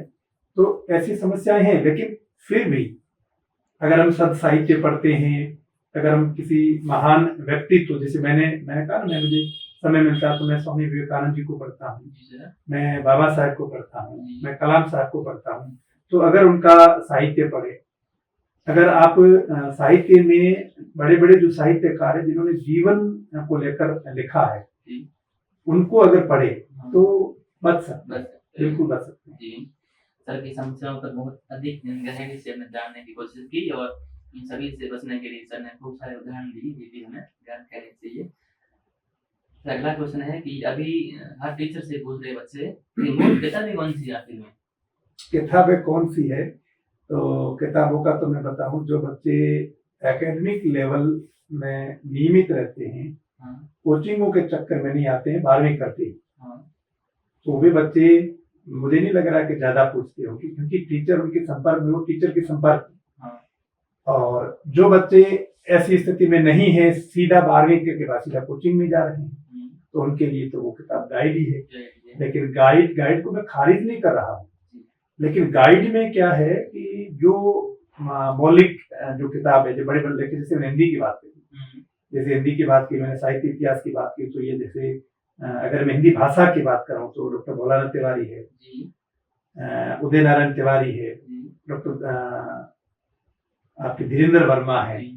इनके भाषा के इतिहास को जो पढ़ेंगे तो जो मौलिक किताब है वो पढ़ने में थोड़ी टफ होती है। टफ क्यों होती है? क्योंकि उसमें मूल बात नहीं है। और परीक्षा में आपको पता पैटर्न कैसा है, ऑब्जेक्टिव है। परीक्षा में बच्चों को चाहिए टूटा पैट उत्तर, उसमें ऐसा है नहीं, पैटर्न अलग है, समझ वाली है। तो उसको अगर पढ़ेंगे तो मैं कह रहा हूँ आज के दौर की जो परीक्षा कठिन होती जा रही, उनका भी उत्तर आराम से दे सकते हैं। तो मौलिक किताबें हर विषय की अलग अलग होती है। मौलिक किताबें वो है जो मूल रूप से लेखक ने लिखी है, जिनका नाम है हाँ, जो साहित्य में स्थापित हो गए हैं जी, या अपने विषय में जो स्थापित हो गए, जैसे हिंदी में बात करूं, साहित्य की बात करूं, तो ये मैंने आपको नाम बताया, हाँ, ये स्थापित। स्थापित, अगर कोई मैं लिखने लग जाऊं हाँ, तो ठीक है, मैं उनकी किताबों से सार रूप में ले सकता हूँ, हाँ, लेकिन वो लेखक जो है स्थापित है, वो किताब मौलिक है, हाँ, बिल्कुल। और मौलिक किताब ही पढ़नी चाहिए विद्यार्थी को। जी। तो अगला क्वेश्चन व्यक्ति का भी है, हर व्यक्ति का ये केवल पढ़े से हटकर भी है और पढ़े वालों के लिए भी है। आखिर व्यक्ति सफल असफल होता है, आप इसे किस प्रकार देखते हैं? देखिए, सफलता और असफलता सफल व्यक्ति वो होता है जो जीवन में सकारात्मक रहता है। जी, परीक्षा में चयन होना, नौकरी लगना ही मैं सफलता नहीं मानता हूँ। हाँ, जो शिक्षा है वो शिक्षा रोजगार मुख हो सकती है, जी, लेकिन उसके साथ साथ जीवन का निर्माण भी करने वाली होनी चाहिए। हाँ, सही बात अगर रोजगार नहीं मिला तो कोई दिक्कत नहीं। कई ऐसे मैंने देखे हैं जो परीक्षा में चयन नहीं हुआ और बड़ा नाम किया है। अन्य क्षेत्रों में। हाँ, तो सफलता मैं उसको मानता हूँ जो जीवन का निर्माण करती है, जो नैतिक मूल्यों का विकास करती है, जो हमें सदाचार के रास्ते पर ले जाती है, तो वो है। शिक्षा रोजगार तक सीमित नहीं है। जैसे मैं एग्जाम्पल दूं, जैसे आपने भी पढ़ी होगी एक मुंशी प्रेमचंद की कहानी ईदगाह। हाँ, हाँ, बच्चों को पढ़ाया जाता है और स्कूल पाठ्यक्रम में सभी में। हाँ, तो उस ईदगाह कहानी में जो बालक हामिद है, वो अपनी दादी अमीना के लिए क्या लाता? चिमटा लाता है। हाँ, अन्य बच्चे खिलौने लाते मिट्टी के, वो ठीक है, बच्चों का स्वभाव हो, हाँ, लेकिन उसमें जो समझ जो बताई गई है वो एक अलग आदर्श प्रेमचंद जी ने स्थापित किया है। हाँ, तो मेरा कहने का अर्थ है कि जो शिक्षा है वो रोजगार तक सीमित नहीं रहे। शिक्षा हमारे जीवन का निर्माण करे और नैतिक मूल्यों का विकास करे और सदाचार के रास्ते पर हमें ले जाए, वही शिक्षा। मैं समझता हूँ कि उसमें चाहे किसी नौकरी में या किसी परीक्षा में पास नहीं हो तो भी मैं मानता हूँ कि वो अगर किसी अन्य क्षेत्र में अपना नाम करता है वो सफल है। सही बिल्कुल। सर, एक है जीवन से जुड़ा क्वेश्चन है कि ये गंदे सर ने कभी प्रेम वगैरह किया या ऐसे ही? में प्रेम तो हो जाता है, लेकिन स्थायी प्रेम का अर्थ क्या है? जी सर, बताइए। प्रेम का मतलब है किसी से आपका लगाव हो, हाँ, ठीक है। और प्रेम हर स्तर पे आपका अलग अलग होता है। मैं अपोजिट जेंडर का नहीं कह रहा हूँ। प्रेम देश से प्रेम करते हैं, हाँ, सही। बच्चों से प्रेम करते हैं, हाँ, तो प्रेम तो अलग तरह का होता है, सब है और सभी से प्रेम होता है। हाँ, सही सर, बिल्कुल। आपने बात को घुमा दिया है, फिर भी प्रयास ऐसा किया है। अगला सर है, आपके जीवन में धर्मपत्नी का कितना योगदान है? देखिए, मैं जो कुछ हूँ मेरे माता पिता की वजह से हूँ इस संसार में आज भी, और उनकी कर्तव्य निष्ठा, उनकी ईमानदारी जो मुझे आगे बढ़ा पाई है। हाँ, लेकिन आज जिस स्टेज पर हूँ हाँ, उसमें बहुत बड़ी भूमिका ज्योति की रही है, मेरी धर्मपत्नी की हाँ, और बच्चों की भी। अच्छा, तो मैं चूंकि जॉब लग गया था, जब उनसे मैं मिला उससे पहले मेरा जॉब लग गया था। प्रेम की बात करें तो जब मेरा रिश्ता हुआ तो मैं पहली बार उनसे मिला पहले, तो समझो कि प्रेम उनसे ही हो गया, अच्छा, ठीक है। उसके बाद में जब हम साथ में रहने लगे तो मैं ठीक है, जॉब लगी भी थी। अच्छा, मैं तो जेएनवी सवाई माधोपुर में था, उसमें मैं वहाँ ठीक था। मैंने कहा जॉब लगी थी, बच्चों के बीच में रहते थे, कोई दिक्कत नहीं थी। तो उन्होंने कहा कि नहीं, शिक्षक के रूप में है तो वहीं रहो, कोई और तैयारी करो। उनका था कि सिविल की तैयारी करें, और मैंने दिया भी और मेरा आरएस में हुआ भी। लेकिन मैंने कहा चॉइस मैंने प्रॉपर ही भरी थी, तो प्रॉपर नहीं मिल पाई थी, तो नीचे वाला मैंने भरा नहीं था। तो उसके बाद में जब कॉलेज की आई तो ये उन्होंने ही कहा कि भैया आप कॉलेज वाली तैयारी करो। तो मैंने कहा ठीक है, तो कॉलेज में हो गया। और उसके बाद में उन्होंने कहा कि नहीं, आप अलग अलग एंगल से पढ़ाओ, बच्चों के बीच में रहो। कॉलेज में तो पढ़ाते ही हैं, और भी जो है जहाँ भी मुझे मौका मिलता है तो मैं बच्चों को मार्गदर्शन जरूर करता हूँ। हाँ, तो जो क्वेश्चन था उसमें मेन मुख्य था कि सर ने यानी पहली बार ही देखते ही प्रेम हो गया, तो ये बात सही हाँ, है। बिल्कुल। तो सर और उसके बाद में हर चीज में मैं जब पहले था तो शॉर्ट एक था मेरा, मैं हाइपर थोड़ा होता था, हाँ तो वो भी अब वो स्थिति नहीं है, उसमें बहुत बड़ी भूमिका इनकी है। और मुझे कई लोग कहते हैं कि आपकी हेल्थ मेरे से उम्र में छोटे हैं, वो उनका लग रहा है कि भी वो उनकी एज थोड़ी ज्यादा दिखती है, हाँ तो ये पूरा वो ध्यान रखते हैं, सही खाने पीने से लेकर हर चीज का ध्यान रखते हैं। मेरा बड़ा बेटा है अभिनव, हाँ और छोटा बेटा है अभ्युदय। तो दोनों को मैं मानता हूँ कि बड़े बेटे को चूंकि उसकी इच्छा थी कि मैं आर्ट्स लूँ, हाँ 12th के बाद में, 12th में उसकी ठीक 88 के लगभग बने थे। जी तो धर्मपत्नी की इच्छा थी कि नहीं, आर्ट्स में कुछ है नहीं, फ्यूचर साइंस लो। साइंस में तो उनका बस यही था कि 12th साइंस से हो जाए, उसके बाद बढ़ेंगे। ऐसे अब ऐसे करके उसको मूवमेंट किया, तो 12th साइंस से किया, तो उसके बाद 12th साइंस से करो तो फिर आईआईटी में भी करो। तो बच्चा वो मेंस क्वालिफाई किया, उसका आईक्यू बड़ा तेज है। आज से 10 साल पहले मुझे उस बच्चे ने यूट्यूब के बारे में कहा था कि उसमें ऑनलाइन क्लास लो और डालो। मैंने कहा तुझे पता नहीं ये चीजें, तो अभी रुक। और भी आज भी वो एडवांस बताता कि 5 साल बाद क्या होगा। तो अब मैं चाहता हूँ कि बच्चा 12वीं कर दी है तो उसको फ्रीडम रहे, जो भी करना चाहे। और दूसरा वाला अभ्युदय है, वो उसमें गैप का काफी गैप है, वो अभी तीसरी कक्षा में 3rd क्लास में ही है। ठीक। क्या धंधे सर अभी हिंदी विषय में नई नई किताबें ला रहे हैं या पहले वाली ही रहेगी? नहीं, किताबें तो पहले था शौक बीच में कि भी किताबें होनी चाहिए, तो मैंने 3-4 किताबों का संपादन किया है। मैंने कहा बाबा साहब पे मैंने एक राष्ट्रीय संगोष्ठी करवाई, मेरे जो कॉलेज के साथी है डॉक्टर सीपी सर, उनके साथ मिलकर के, और उसका वो अच्छा रहा रेस्पॉन्स।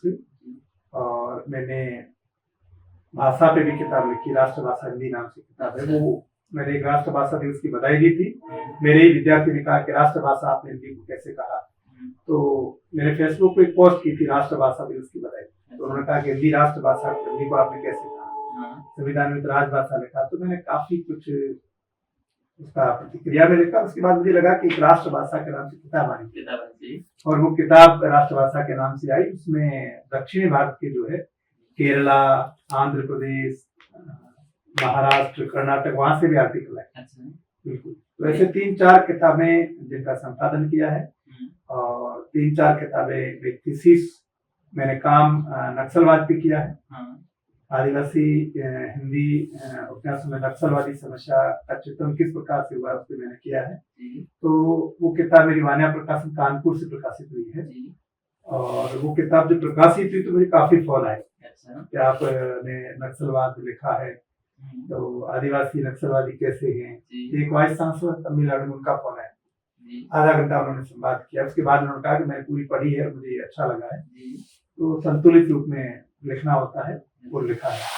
और फिर हिंदी साहित्य का सार गर्भित इतिहास, क्योंकि इसके 2 संस्करण आए। पहला संस्करण त्रुटिपूर्ण था क्योंकि पहला प्रयास था। दूसरे संस्करण में हमने प्रयास किया कि वो त्रुटियां कम हो, उसमें 296 पेज थे। और तीसरा संस्करण साल भर से विद्यार्थी कह रहे हैं कब आएगा, और मैं फिर थोड़ा एक नकारात्मक बिंदु आपने मुझे पूछा नहीं, मैं बता दूं कि कहीं कहीं में काम वो बीच में छूट जाता है, क्योंकि पढ़ाने के दूसरे काम वो छूट जाता है। तो हिंदी साहित्य का सार गर्भित इतिहास जो 1 साल पहले आना चाहिए था, वो आया नहीं है। अभी भी वो काम पेंडिंग है।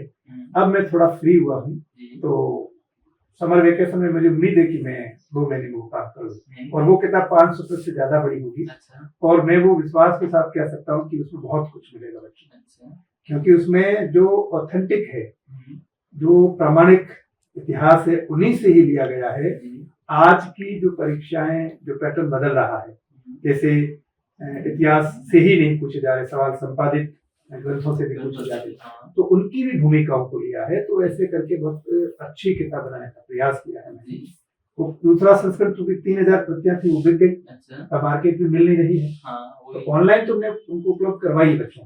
हिंदी साहित्य का सार गर्भित इतिहास ऑनलाइन है, लेकिन ऑफलाइन किताब अभी है नहीं। ये बात सही है। हिंदी व्याकरण भी आई है, हिंदी व्याकरण, मानक हिंदी व्याकरण जो हमारे माध्यमिक शिक्षा बोर्ड ने उस किताब को लिया है, राजस्थान रोजगार सेंटर स्टैटिक है, वो किताब नहीं है, क्योंकि 300-400 प्रतियां थी और वो माध्यमिक शिक्षा बोर्ड ने ले ली, बिल्कुल एक साथ ले ली। और मेरी एक किताब भाषा पर लेकर काम चल रहा है, और काव्य शास्त्र पर काम चल रहा है। अगला जो भी होगा, जो भी प्रकाशन होगा, अच्छा अच्छा देखो। बढ़िया सुविधा तो भी है। सर अगला अपना क्वेश्चन है कि आपको विद्यार्थी जीवन में किन किन कठिनाइयों का सामना करना पड़ा था?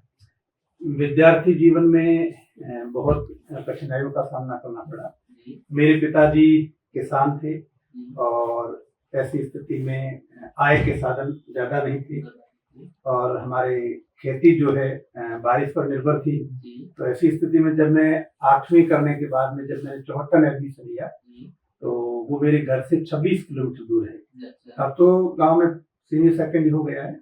मैंने जब किया था उसमें मिडिल स्कूल थी, जी तो उसमें 26 किलोमीटर दूर 74 में एडमिशन लिया और उसमें मुझे याद है हम साइकिल से जाते थे। साइकिल से बिल्कुल, आज के समय में जी 26 किलोमीटर विद्यार्थी साइकिल से नहीं जा सकता, लेकिन मैं साइकिल से जाता था हाँ और उसमें एक ही बस थी, वो भी बहुत बाद में लगी। जी तो मुझे याद है वो साइकिल से जाना और वहाँ कमरा लेकर के रहना, खाना पीना, और उसमें वहाँ कमरे का किराया बहुत कम था, लेकिन वो भी मेरे लिए मुश्किल था। मुश्किल था तो ऐसी स्थिति में जैसे तैसे करके मैं चलाया और उसमें जो भी खेत में कुछ होता था उसको लेकर के रूम का किराया देते थे जी और बाजरा घर से ले जाना, हम्म, सूखी सब्जी घर से ले जाना। सूखी सब्जी बिल्कुल, सूखी सब्जी ले जाना और वो मजबूरियाँ थी। वो आज लगता है कि सूखी सब्जी बड़ा एक आनंददायक लगती है। हाँ सही उस समय सूखी सब्जी थी और गुथाई अच्छा दूसरा ले नहीं सकती थी। जी तो ऐसे करके चलाया। और उसके बाद में जब 54 से मैंने सीनियर किया, कॉलेज में आया,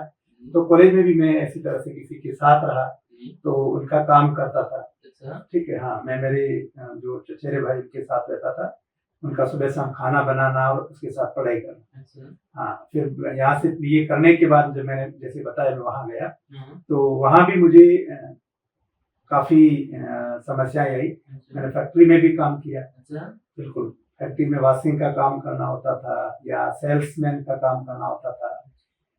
खूब सारी कठिनाई झेली और उन कठिनाइयों का सामना करते हुए आगे बढ़े। लेकिन वो मुझे पंक्तियां याद आती है जी रामधारी सिंह दिनकर की, हाँ सर जो राष्ट्रीय कवि, दूसरे राष्ट्रीय कवि के रूप में जाने जाते हैं। जी वे लिखते हैं, मुश्किलें दिल के इरादे आजमाती हैं, शोपन के पर्दे निगाहों से हटाती हैं। जी मुश्किलें दिल के इरादे आजमाती हैं, शोपन के पर्दे निगाहों से हटाती हैं, हौसला मत हार, गिरकर ओ मुसाफिर, ठोकर इंसान को चलना सिखाती चलना हैं। सिखाती है तो जो जो समस्याएं आई उनका सामना करते हुए आगे बढ़ते आगे बढ़ते गए। नहीं आपके जीवन में आपने एक सर आपको मैंने कहानी सुनी कि आपने जोधपुर में एरिया की जैसा था रेडियो कहानी क्या थी कुछ बताना चाहोगे वो?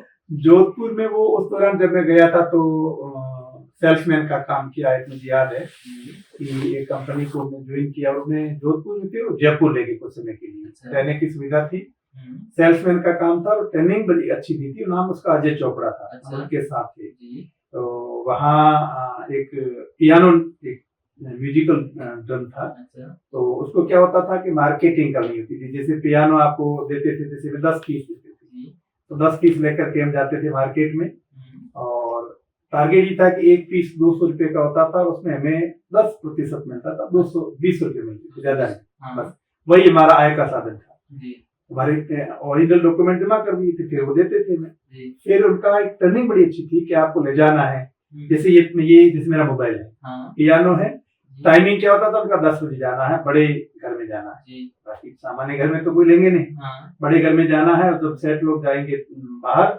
और जो नौकरी पेशा वाले वो भी बाहर जाएंगे ड्यूटी पे, सेठ लोग दुकानों पे जाएंगे, तो उस समय जाना है।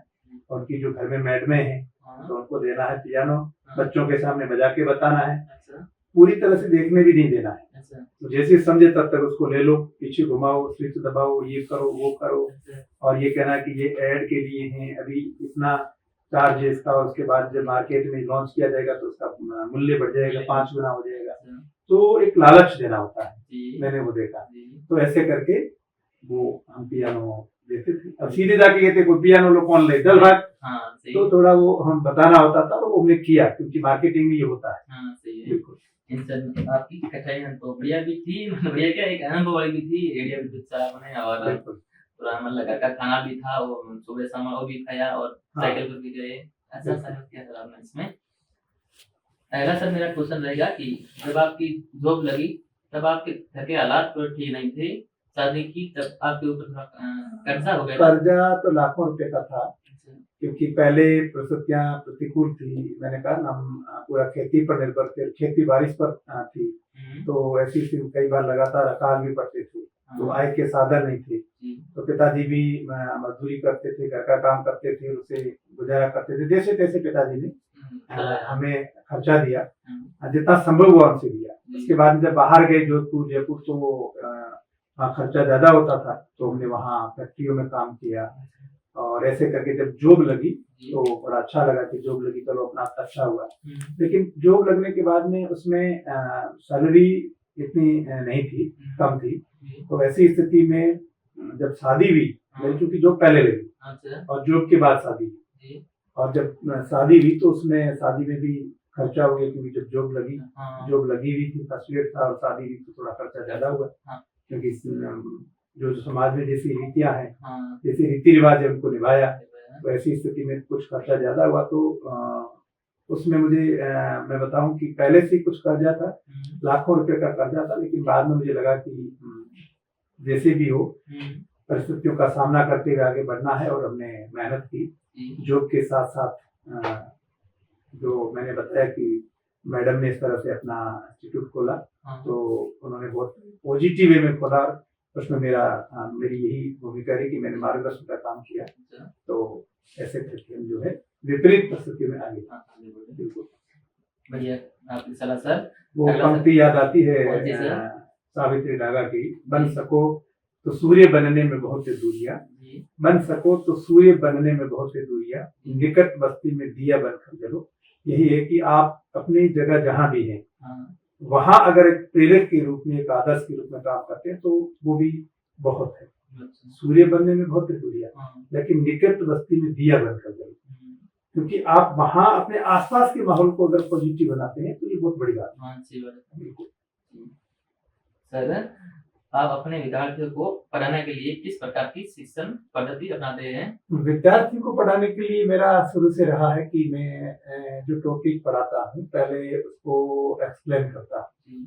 सबसे पहले तो प्रामाणिक पाठ्य सामग्री का चयन होता है, और उन मौलिक पुस्तकों से अध्ययन करता हूँ, समझता हूँ, आउटलाइन बनाता हूँ, और उसके बाद में मैं जब कक्षा में पढ़ाता हूँ तो पहले उसको एक्सप्लेन करता हूँ अच्छे से, ताकि विद्यार्थी को समझ में आ जाए। जैसे प्रतिदिन की कक्षा होती है, तो मैं जब कक्षा शुरू करता हूँ तो फीडबैक भी लेता हूँ कि कल पढ़ाया वो विद्यार्थी ने ग्रहण किया या नहीं किया। तो पहले विषय वस्तु को एक्सप्लेन करता हूँ, उसके बाद में वो पॉइंट आउट भी करवाता हूँ, क्योंकि खाली एक्सप्लेन से क्या होता है, कई बार ध्यान भंग होता है विद्यार्थी का, तो इधर उधर ध्यान हो गया, तो ऐसी स्थिति में होता नहीं है। तो उस स्थिति में क्या होता है, उसको पॉइंट आउट भी करवा देते हैं, तो विद्यार्थी घर जा के भी देख सकते हैं। बिल्कुल सर, अगला है कि आप आरएस के और कॉलेज सहायकाचार्य के इन सभी के फ्री में मॉक इंटरव्यू करवाते हैं, आगे की क्या प्लानिंग है सर आपकी? बिल्कुल, प्लानिंग यही है कि मैंने कहा कि सीमांत क्षेत्र में हूँ, और बाड़मेर जो जिला है, जिला मुख्यालय पे हूँ, लेकिन एक वो सारी सुविधाएं जो होनी चाहिए, वो एक तरह का रिमोट एरिया में, तो यहाँ बच्चों के लिए वो सुविधा है नहीं। और इसमें जो हमने मॉक करवाया, आरएस की भी मॉक करवाते हैं और निःशुल्क करवाते हैं, और कॉलेज असिस्टेंट प्रोफेसर के भी मॉक करवाते हैं, उसमें राजस्थान के बच्चे आते हैं, क्योंकि हमारे जो क्वालिटी वाइज अगर रिजल्ट देखें, गुणवत्तापूर्ण दृष्टि से देखें, तो बहुत ही बेहतर रिजल्ट रहे हैं। उसमें हमारे इसको शुरू करवाने में एक मार्गदर्शक के रूप में अगर मैं नाम लेना चाहूँ तो डॉक्टर बंशीधर तातेड़ का लेना चाहूंगा। वो एक प्रेरक का काम करते हैं, और इसको पूरा आयोजित करवाने में जो नींव का काम है वो एडवोकेट डॉक्टर ज्योति धंधे करती है, और एक पूरी टीम बन जाती है। राजस्थान में मेरे अच्छे संपर्क है, बाहर से विशिष्ट विशेषज्ञों को बुलाते हैं, यहाँ के विशेषज्ञ उनकी भी हम जो है सेवाएं लेते हैं, सारा कुछ निःशुल्क होता है। जो बाहर से आते हैं वो और यहाँ भी है, उनको भी बुलाते हैं लाइजन के हिसाब से। और मैं आपको बताऊं, जो नागौर से बच्चे आते हैं, जो अजमेर से आते हैं, जो राजधानी जयपुर से आते हैं, उन बच्चों के आप देखना, वो बच्चे भी कहते हैं कि ऐसा जयपुर में भी नहीं होता जैसा आप बिल्कुल। यानी बाड़मेर में भी आगामी सर इसके आरएस के और सहायकाचार्य के सभी के मॉक इंटरव्यू करवाएंगे, ये सर आगे की प्लानिंग है। बिल्कुल सर, घर में दो PhD हो गई है, ये कैसे संभव हुआ? दो पीएचडी तो बस यही था, मैंने कहा कि डॉक्टर ज्योति दंडे जिन्होंने 3 विषयों में पीजी किया है, 3 विषय में? बिल्कुल 3 विषयों में उन्होंने, यदि विद्यार्थी जानना हिंदी चाहे में किया है, हाँ इंग्लिश में किया है जी, और साइकोलॉजी में किया, तीनों में फर्स्ट क्लास है। First class. बिल्कुल, साइकोलॉजी में उनकी 80% है अच्छा और अच्छी भी उनकी, जी, और एलएलबी भी की, अच्छा और अभी थोड़ा बहुत प्रैक्टिस भी करती है, बार कांस्टिट्यूट का एग्जाम क्लियर कर दिया है। तो इनके मन में था कि मैं और पढूं, तो उन्होंने पीएचडी की। हमारी पीएचडी जो हुई है, हाँ अब देखिए मैंने जो पीएचडी की है वो टॉपिक ज्वलन था, अच्छा नक्सलवाद पे की है, अच्छा और जो मेरी धर्मपत्नी है हम्म, डॉक्टर ज्योति, उनकी पीएचडी है, वो भी पीएचडी बड़ी महत्वपूर्ण है। उन्होंने जो पीएचडी की है वो की है अंतरराष्ट्रीय बुकर पुरस्कार भारत में एक को ही मिला है, वो नाम है गीतांजलि श्री। अच्छा गीतांजलि श्री की उपन्यासों में युग बोध, इस विषय पर उन्होंने पीएचडी की। अच्छा हाँ, उन्होंने गीतांजलि श्री से कई बार संवाद भी किया। अच्छा बिल्कुल, एक बार उन्होंने बनाया था कार्यक्रम दिल्ली मिलने का, तब उसमें मैडम बाहर थी, तो बाद में प्रोग्राम नहीं बन पाया, हाँ तो उन्होंने उस विषय पे की। और संयोग देखिए, हमारे दोनों के गाइड एक ही रहे। अच्छा हाँ, प्रोफेसर एस के मीना जो जयनारायण व्यास विश्वविद्यालय में अधिष्ठाता भी रहे, विभागाध्यक्ष भी रहे, उनके शोध निर्देशन में ये कार्य संपन्न था, अच्छा और विश्वविद्यालय का भी पूरा इसमें सहयोग रहा। अच्छा बिल्कुल। सर, आखिर कुछ बातें जिसमें से एक को लेना है, आपका बेहतरीन विद्यार्थी कोई एक का नाम? हाँ, बेहतरीन मैंने बताया, महिपाल सिंह काटिया, जो बहुत ही विनम्र, बहुत ही मेहनती और बहुत ही सकारात्मक सोच रखने वाला विद्यार्थी, जो मैंने कहा कि जैसे उसका प्रोग्रेस होता गया, जैसे पहले सेकंड ईयर में टॉप रहा, हाँ फिर फर्स्ट ईयर में, फिर कॉलेज में असिस्टेंट प्रोफेसर। अभी महिपाल सिंह और हम एकदम दोनों ही असिस्टेंट प्रोफेसर हैं, तो वो एक मेरे विद्यार्थी के रूप में रहे हैं, मेरे जीवन में आए हैं, तो मुझे उन पर गर्व है, और वो मेरे अच्छे विद्यार्थी हैं। अगला इसी में है आपका आदर्श गुरु कोई एक का नाम? हाँ, आदर्श गुरु तो सभी रहे हैं।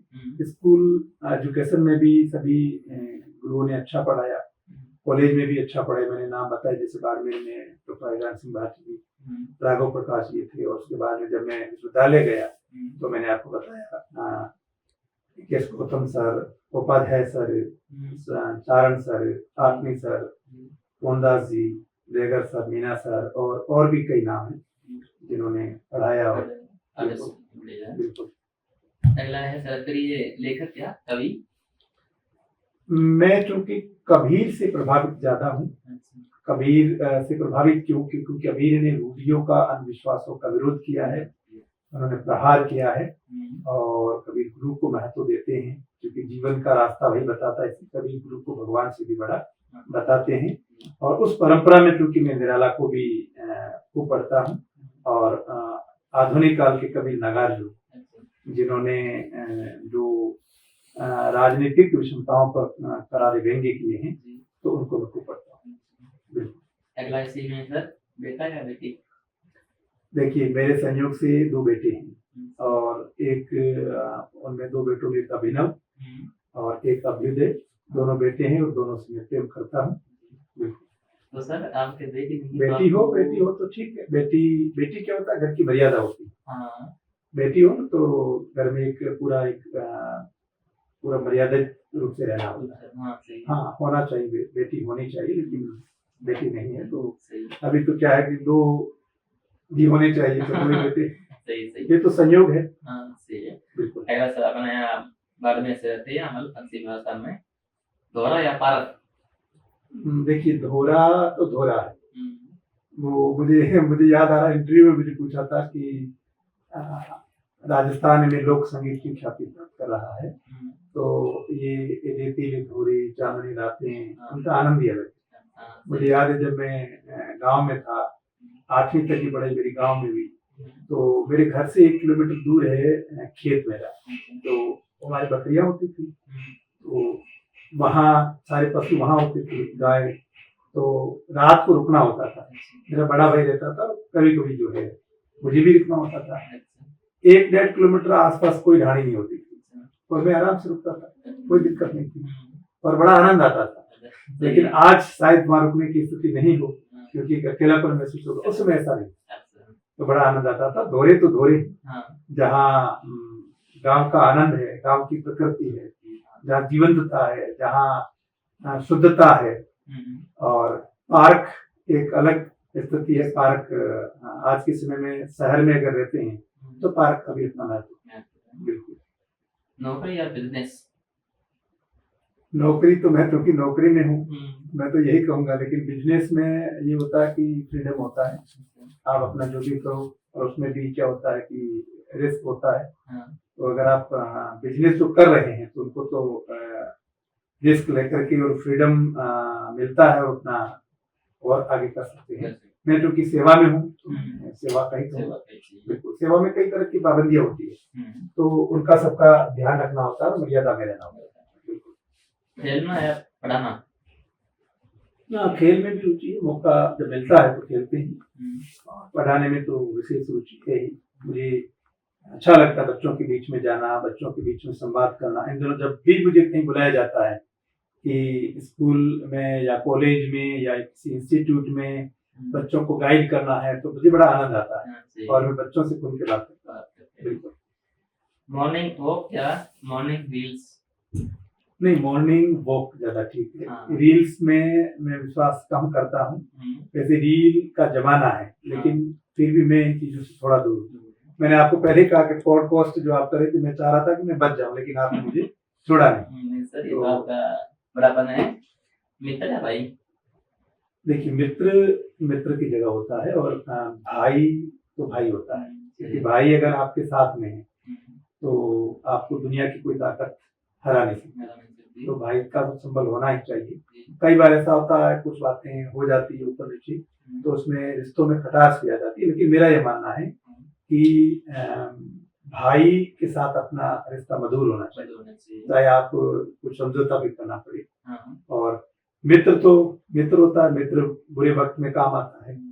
और सच्चा मित्र वही होता है जो आपको आपके प्रतिकूल समय में आपका काम आता है, जिसके साथ आप अपनी बात शेयर कर सकें, साझा कर सकें। आप उनके लिए, वो आपके लिए, वही सच्ची मित्रता। घर या कोचिंग?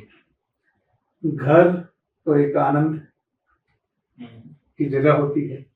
और मैं क्योंकि कोचिंग का तो कुछ कहूंगा नहीं, क्योंकि मैं डायरेक्ट किसी कोचिंग से जुड़ा हुआ नहीं हूँ। लेकिन अगर आप शिक्षण का अध्यापन कर रहे हैं तो मुझे पढ़ाने में भी बड़ा आनंद आता है। मेरा जो जॉब है, मेरी जो कॉलेज है, मैं जीवंतता के साथ वहाँ रहता हूँ और बच्चों के बीच में जो है रहता हूँ।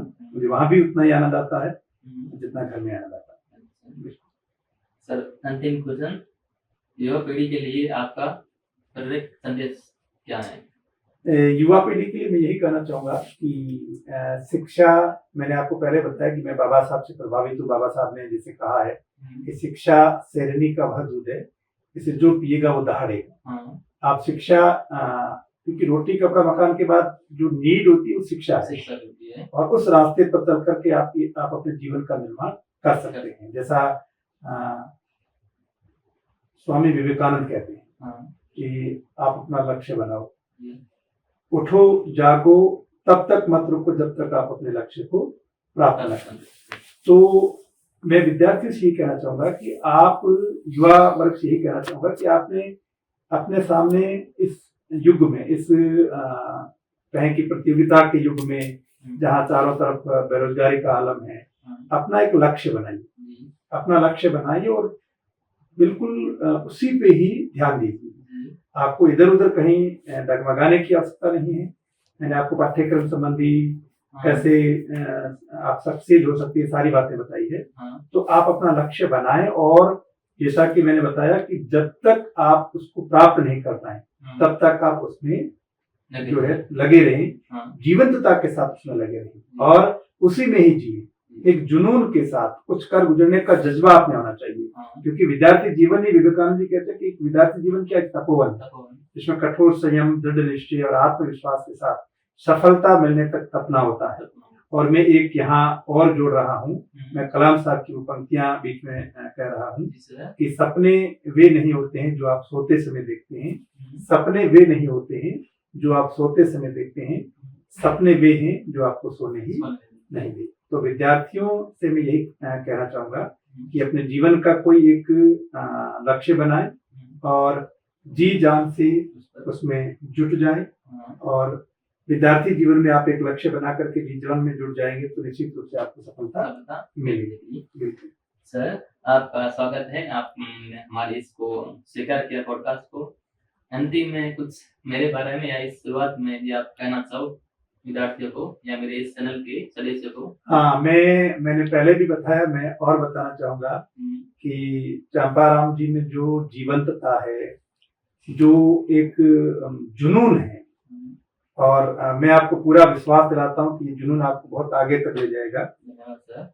तो जो दर्शक है, मैं उनसे भी कहना चाहूंगा कि इनके वीडियो आएंगे, आप उनको जरूर देखें, क्योंकि चुनाव इनका बड़ा अच्छा है, किसका करना है, क्या करना है। मैं मेरा नहीं कह रहा हूँ, क्योंकि मैंने एक देखा आगे की उनकी प्लानिंग है। तो जो दिखावे की चमक दमक की दुनिया है, उनसे दूर रह करके इनकी रियलिटी को देखें, इनकी वास्तविकता को देखें और इनको आप प्रमोट करें। जी, धन्यवाद सर। आगे आपसे अगले वर्ष भी मिलेंगे। बहुत धन्यवाद आपका। धन्यवाद सर।